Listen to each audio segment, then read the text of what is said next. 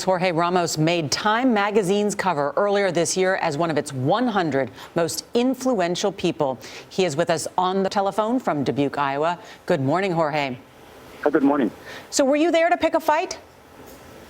No, I was there to ask questions. That's our job as journalists. And the fact is that I had tried to get an interview with Mr. Trump. I sent him a note a few weeks ago. And instead of giving me the interview, he published my cell phone on the internet. So, no, I came to Iowa to ask questions. There's no doubt there are many questions, or somehow raising questions about, though, how you attempted to speak with Mr. Trump, that you stood up, you weren't called on, that you interrupted other journalists. Explain exactly what happened. Well, what happened is that, as in every press conference, you are there to ask questions. So two reporters before me asked their questions, and I said, after them, I waited for my turn, and I said, I have a question on immigration.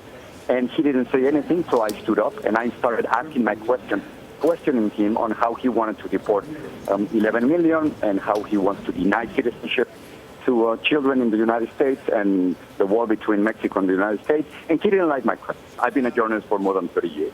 I've been all over the world, and I've never been thrown out of any press conference from any interview. This is not Cuba or Venezuela.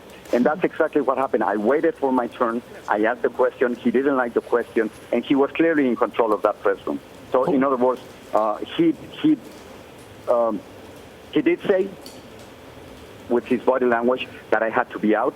And that's it. That's what happened. Jorge, you said on Monday that this is personal, that when Trump is talking about immigrants, he's talking about me. I mean, do you feel like this tension didn't necessarily have anything to do with the press conference itself?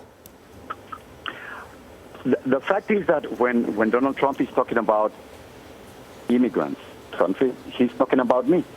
I'm an immigrant, and he's talking about millions of Latinos. Jorge, you have heard Mr. Trump say that Latinos and Hispanics love him. And he's wrong. Absolutely wrong. Gallup just released a couple of days ago a poll that says that he's the most unpopular candidate of all among Latinos.